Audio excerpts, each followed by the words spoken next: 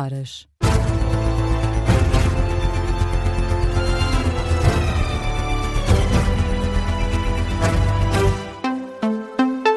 Boa noite, eu sou a Teresa Freire, são 2 da manhã, hora de atualizar toda a informação na Rádio Observador.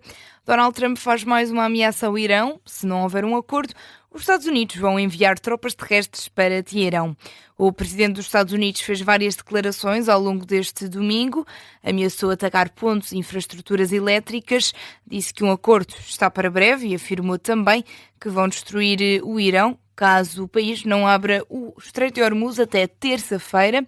Entretanto, em declarações ao The Hill, admitiu novamente colocar militares no terreno caso Teherão não ceda à pressão dos Estados Unidos.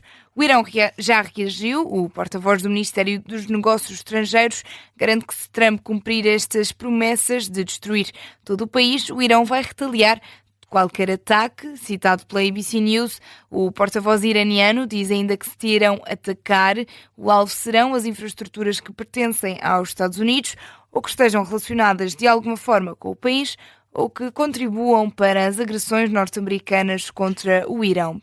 Entretanto, a Guarda Revolucionária Iraniana garante que o Estreito de Hormuz não voltará nunca a ser o que foi, em particular para os Estados Unidos e para Israel, e diz ainda, em comunicado, que se encontram em fase final os preparativos operacionais para o que diz ser uma nova ordem para o Golfo.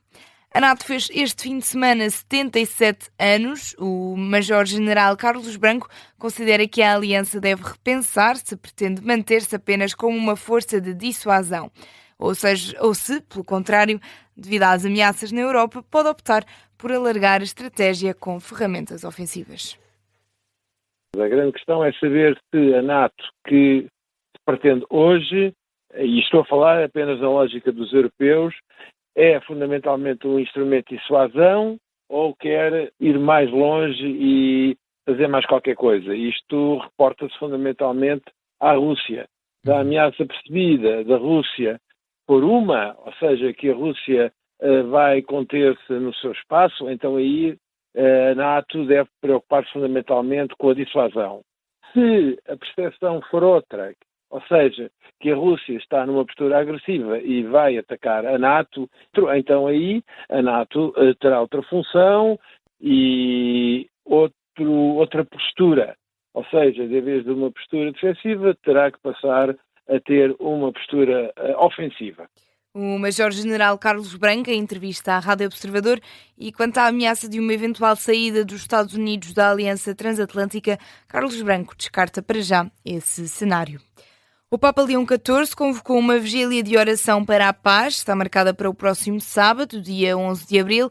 Esta Páscoa ficou marcada pelos apelos de paz no mundo, a começar pelo Papa, que, durante a missa de domingo de Páscoa, pediu que a escolha de quem governa seja baixar as armas. O líder da Igreja Católica lembrou que o diálogo é essencial.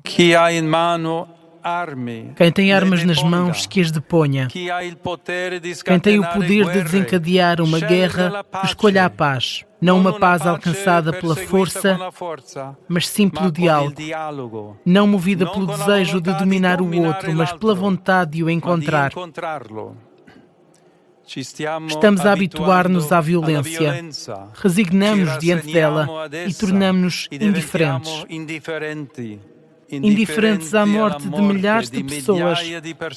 Vive-se uma globalização da indiferença, cada vez mais acentuada.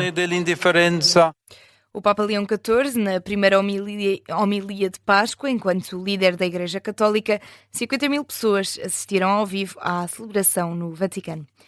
O Patriarca de Lisboa lembra que o mundo precisa de mais do que soluções técnicas para resolver problemas.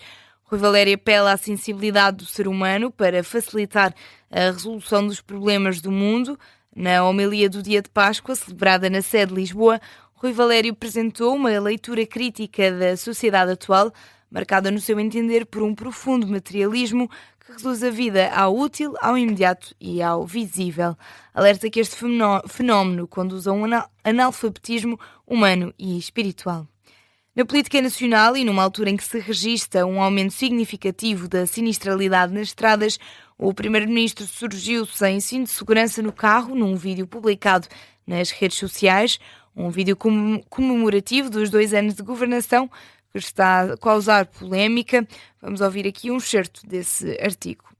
Foi talvez a primeira viagem assim mais já com o peso da responsabilidade nos nossos ombros, mas o Henrique era capaz de ir mais nervoso do que eu. O Observador contactou o gabinete de Luís Montenegro, mas até agora não teve resposta. O cinto de segurança é obrigatório e a não utilização é passível de contraordenação. E já que falamos de sinistralidade nas estradas, Portugal teve o pior registro dos últimos anos em época de Páscoa.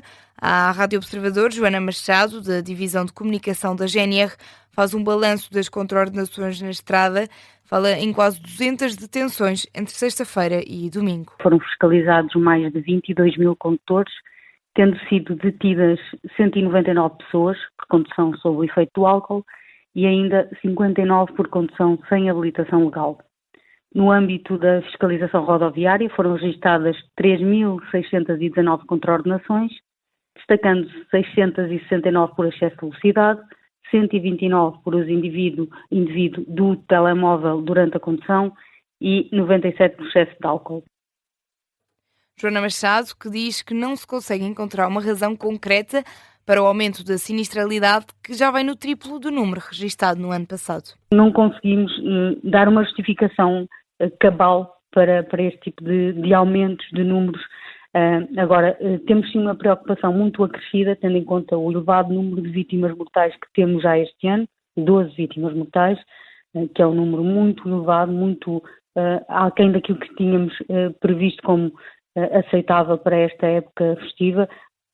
A capitão Joana Machado, da Guarda Nacional Republicana, a fazer um balanço provisório da Operação de Páscoa que termina esta segunda-feira. E depois deste fim de semana com temperaturas de verão, a chuva está de regresso nesta segunda-feira. Portugal estará sob o efeito de uma depressão que vai afetar o território continental e a Ilha da Madeira. O IPA prevê vento, chuva e a descida das temperaturas. É o que explica a meteorologista Patrícia Marques. A temperatura máxima começa a descer já amanhã, terá uma descida mais acentuada na região sul, mas depois terá uma descida acentuada em todo o território. A temperatura máxima pode descer até 11 graus, principalmente na região norte e centro, e essa descida será mais notória na terça-feira. A temperatura mínima também desce na terça e depois na quarta, e será o que será mais significativo esta semana para além da precipitação. A previsão da meteorologista Patrícia Marques, do IPMA, em declarações à Rádio Observador, a precipitação deverá manter-se até ao próximo fim de semana. No desporto, esta segunda-feira, o Casa Pia recebe o Benfica. José Mourinho acredita que o adversário vai ser lutador. Casa Pia, que na primeira volta conseguiu roubar pontos às Águias no jogo na Luz. Na antevisão à partida, José Mourinho não tem dúvidas. Agora, a jogar fora, vai ser um adversário ainda mais difícil de defrontar. Apesar de ter sido um jogo com coisas estranhas, conseguiu-nos tirar 2 pontos no jogo que fizemos no Estádio da Luz. Obviamente que na sua casa, ainda que emprestada, mas é a sua casa, é o seu habitat natural, vão seguramente lutar muito pelo ponto, mas pelas suas características, pela maneira como jogam, pelos pontos. Já Álvaro Pacheco, o técnico do Casa Pia, na antevisão, mostrou-se confiante. Acredita numa vitória em casa. Eu não ligo muito a estatística, mas sem dúvida é um jogo que nós temos a oportunidade de o ganhar. E nós vamos com essa vontade, com essa crença. Sem dúvida que eu acho que, para quem duvida daquilo que é o valor e da capacidade do Casa Pia, o jogo contra o Porto também, como tu disseste muito bem, era um adversário que não tinha perdido e perdeu em nossa casa. E nós depois de amanhã acreditamos claramente que vamos também ser capazes de imprimir a primeira derrota ao Benfica. Álvaro Pacheco e José Mourinho, nas antevisões do jogo desta segunda-feira. O Casa Pia Benfica começa pelas 8h45 da noite. O relato e análise é para ouvir aqui na Rádio Observador. Ponto final neste Jornal das 2 da manhã. A informação está de regresso às 2h30 com a síntese de notícias. Até já.